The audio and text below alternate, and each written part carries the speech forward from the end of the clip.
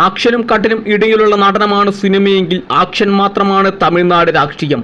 സിനിമയെ വെല്ലുന്ന സൂപ്പർ താരങ്ങളുടെ അതിനാടകീയതമല്ല ആവോളമുണ്ട്. സിനിമയിൽ വാണവരെ മുമ്പും കണ്ണടച്ച് സ്വീകരിച്ചെങ്കിൽ ഇപ്പോൾ കഥ അങ്ങനെയല്ല.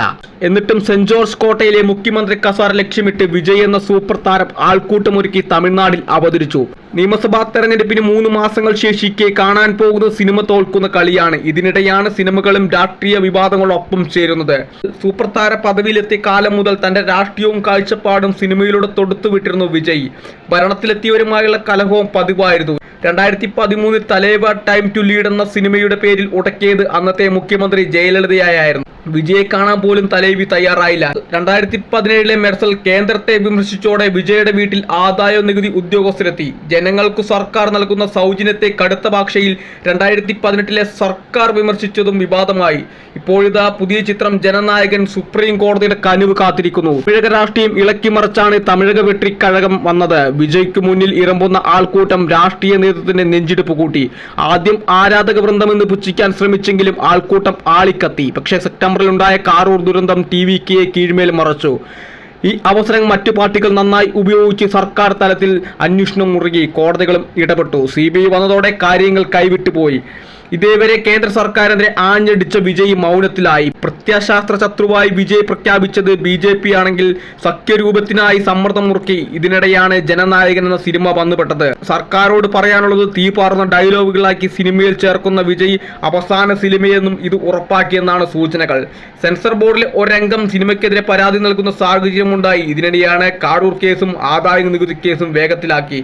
തല്ലിപ്പിരിഞ്ഞ DMKയും BJPയെയും വീണ്ടും കൈകോർത്ത് മുന്നണി രൂപീകരിച്ചെങ്കിലും തമിഴ്നാട്ടിൽ NDAക്ക് കാലുറച്ചിട്ടില്ല. പ്രതീക്ഷിച്ചതുപോലെ മുന്നണിയിലേക്ക് പാർട്ടികളുടെ ഒഴുക്കുണ്ടായില്ല. കഴിഞ്ഞ തവണ വണ്ണിയാർ വിവാദത്തിലെ വോട്ടുകൾ NDAയിലേക്ക് എത്തിയെങ്കിൽ ഇത്തവണ സ്ഥിതി അതല്ല. ആ സമുദായത്തെ പ്രതികരിക്കുന്ന പട്ടാളി മക്കൾ കക്ഷി ചിതറിയ നിലയിലാണ്. അൻപുമണി രാംദാസ് വിഭാഗം മുന്നണിയിലെത്തിയെങ്കിലും പിതാവ് രാംദാസും സംഘവും ഇടഞ്ഞു നിൽക്കുന്നു. BJP പലതവണ ആവശ്യപ്പെട്ടെങ്കിലും പനീർസെൽവം VK ശശികല എന്നിവരെ സഖ്യത്തിൽ ചേർക്കില്ല എന്ന നിലപാടിലാണ് DMK general secretary Edappadi Palaniswami. BJP തന്റെ പാർട്ടിയുടെ ആഭ്യന്തര കാര്യങ്ങളിൽ ഇടപെടണമെന്നും താക്കീത് നൽകി. സീറ്റ് വിഭജനവും കീറാമുട്ടിയാണ്. 56 സീറ്റും ഭരണ പങ്കാളിത്തവുമാണ് BJP ആവശ്യം. ഇത് രണ്ടും തള്ളി. അമിത്ഷായുമായി നടത്തിയ ചർച്ചയിൽ പോലും 23-25 സീറ്റുകൾ മാത്രമേ നൽകാനാകുമെന്നായിരുന്നു നിലപാട്.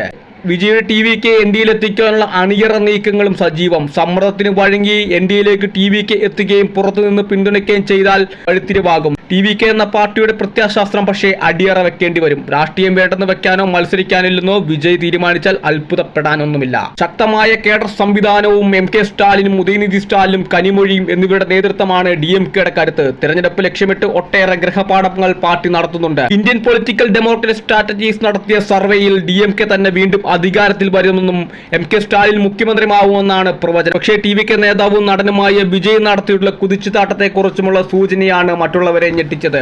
മുഖ്യമന്ത്രി സ്ഥാനത്തേക്കെത്താൻ അർഹതയുള്ള രണ്ടാമത്തെ നേതാവ് വിജയ് ആണെന്നും നിലവിൽ പ്രതിപക്ഷ നേതാവായ എടപ്പാളി 3ാം സ്ഥാനത്തേക്ക് തള്ളപ്പെടുമെന്നും അവർ പറയുന്നു. യുവ വോട്ടർമാരെ ആകർഷിക്കുന്നതിനും മുന്നിലാണ് വിജയ്. TVKയുടെ വരവോടെ രാഷ്ട്രീയ രംഗത്തെ മാറ്റം കൂടുതൽ ബാധിക്കുക DMK ആണെന്നും സർവേയിൽ പങ്കെടുത്തവർ അഭിപ്രായപ്പെടുന്നു. പക്ഷേ DMKയും BJPയും ഇതിനെ പെയ്ഡ് സർവേ എന്ന് ആരോപിച്ച് പൂർണ്ണമായും തള്ളുകയാണ് ചെയ്തിരിക്കുന്നത്.